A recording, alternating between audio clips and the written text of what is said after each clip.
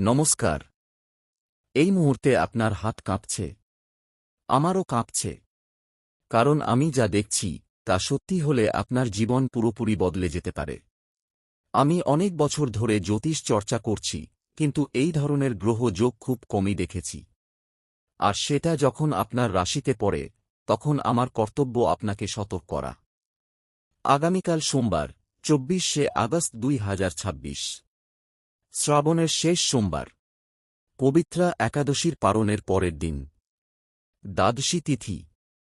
প্রীতি যোগ, আযুষ্মান যোগ, হংস রাজযোগ, বুধাদিত্য রাজযোগ, 4টি যোগ একসাথে।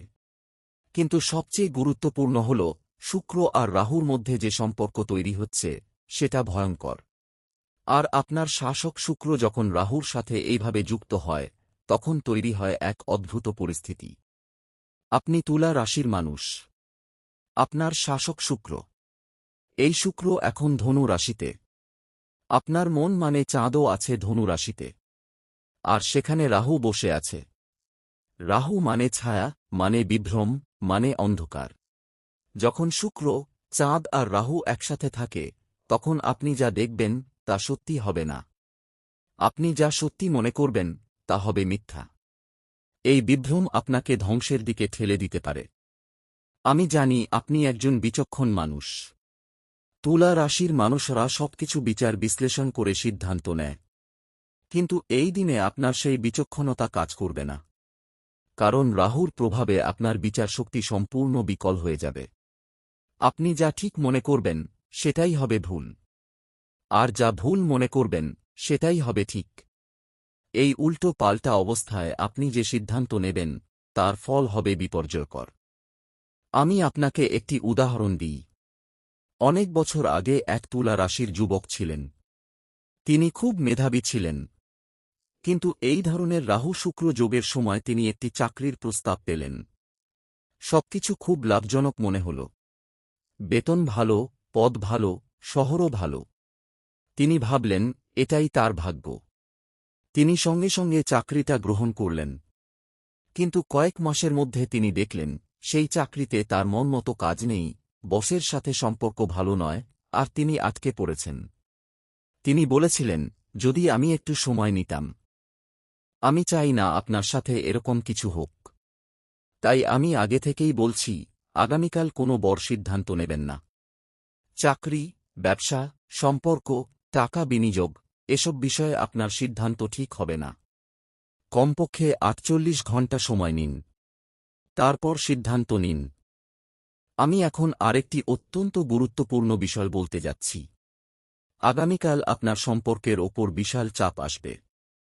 আপনার সঙ্গী বা কাছের মানুষ হয়তো এমন কিছু করবে বা বলবে যা আপনাকে কষ্ট দেবে। আপনি রেগে যাবেন, উত্তেজিত হয়ে পড়বেন, হয়তো তাকে কিছু কঠোর কথাও বলবেন। কিন্তু আমি বলছি, চুপ থাকুন। কোনো প্রতিক্রিয়া দেখাবেন না। কারণ এই দিনে আপনার মুখ থেকে বেরোনো প্রতিটি শব্দ আপনার সম্পর্ককে ধ্বংস করতে পারে। আমি একজন তুলা রাশির মহিলাকে দেখেছি।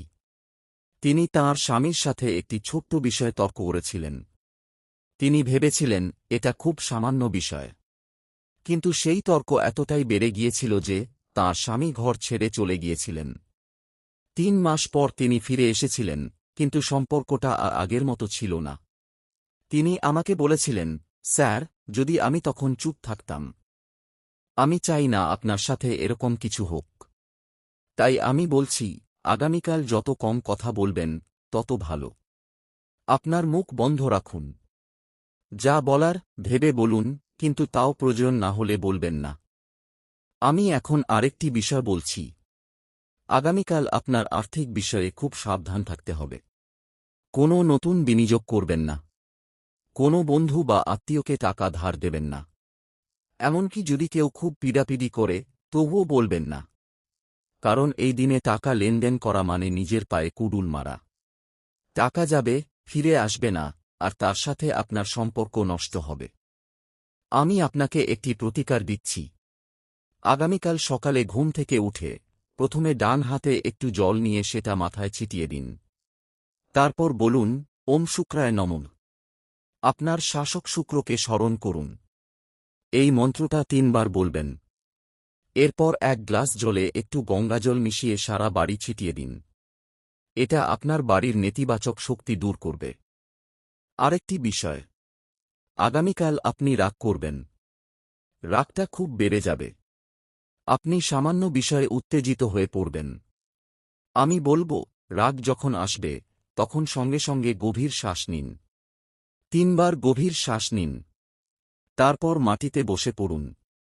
কিছুক্ষণ চুপ করে থাকুন। দেখবেন রাগ কমে যাবে। আমি আপনার জন্য একটি মন্ত্র দিচ্ছি যা আপনার রাগ নিয়ন্ত্রণ করবে।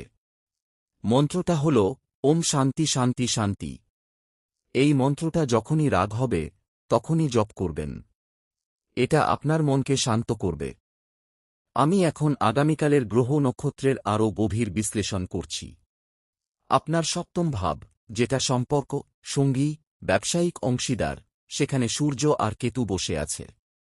সূর্য মানে আত্মা, মানে অহংকার। কেতু মানে বিচ্ছেদ, মানে দূরত্ব। যখন সূর্য আর কেতু একসাথে থাকে তখন সম্পর্কে অহংকার বাড়ে আর বিচ্ছেদ আসে।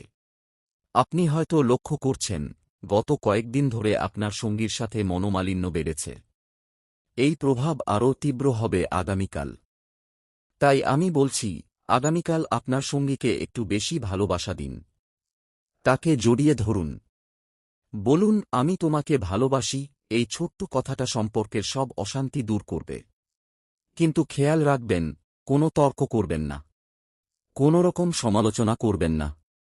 শুধু ভালোবাসা দিন। আমি এখন আপনার কর্মজীবন নিয়ে কথা বলছি। আপনার 10ম ভাব, কর্মস্থল, সেখানে বৃহস্পতি আর বুধ আছে কর্কট রাশিতে। এটা খুব শুভ অবস্থান। এর মানে আপনার কাজের জায়গায় উন্নতি আসতে পারে। হয়তো আপনার বস আপনার কাজের প্রশংসা করবেন। হয়তো কোনো নতুন প্রকল্পের দায়িত্ব দেবেন। কিন্তু আমি বলছি, সেই প্রশংসায় ভুলবেন না। অহংকার করবেন না। বিনয়ী থাকুন। কারণ অহংকারই আপনার পতন ঘটাবে। আপনি যদি আগামীকাল অফিসে বা ব্যবসায় কোনো নতুন প্রস্তাব পান, তাহলে সেটা নিয়ে তাড়াহুড়ো করবেন না। বলুন, আমি ভেবে দেখব। তারপর অন্তত একদিন সময় নিন। তারপর সিদ্ধান্ত নিন। আমি আরেকটি গুরুত্বপূর্ণ বিষয় বলছি। আগামীকাল আপনার স্বাস্থ্য নিয়ে সতর্ক থাকুন। বিশেষ করে আপনার মাথা ব্যথা হতে পারে বা পেটের সমস্যা। এগুলো গ্রহের প্রভাব। কিন্তু আতঙ্কিত হবেন না।